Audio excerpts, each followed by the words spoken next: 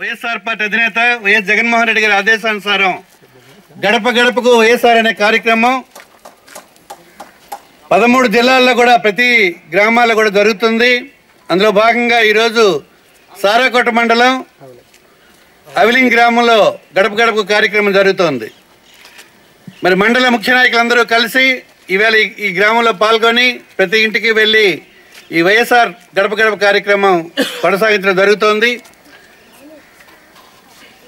ఎన్నికల ముందు అనేక తప్పుడు వాగ్దానాలతో తప్పుదావులు అధికారానికి వచ్చినటువంటి చంద్రబాబు ముఖ్యమంత్రి అయిన తర్వాత వాగ్దానాలు మరిచి ఏ ఇచ్చిన వాగ్దానం కూడా సంపూర్ణంగా నెరవేర్చింది లేదు.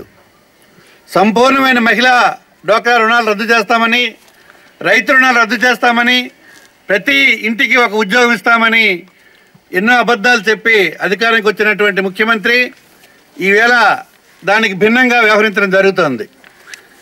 మరి కార్పొరేట్ వ్యవస్థలకి పట్టం కడుతూ పెద్ద ఎత్తున ఉన్నటువంటి బీసీ వర్గాలకు కుల వృత్తుల వాళ్ళకి అన్యాయం చేయడం జరుగుతుంది.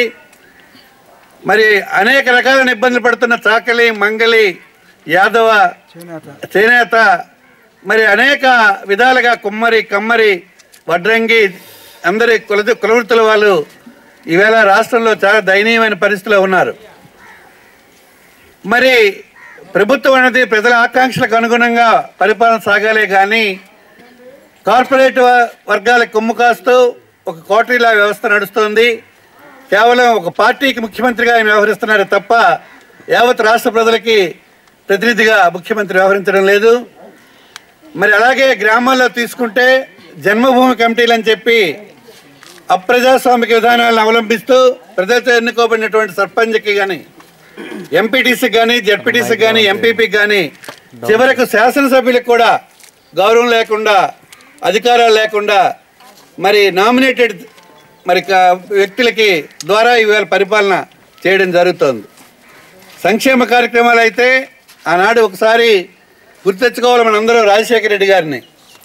కుల మతాలకు అతీతంగా అన్ని వర్గాలకి కూడా పేదరికమే ప్రాతిపదికగా పేదలందరికీ కూడా సంక్షేమ ఫలాలు ఇచ్చిన రోజులు ఆ రోజులు.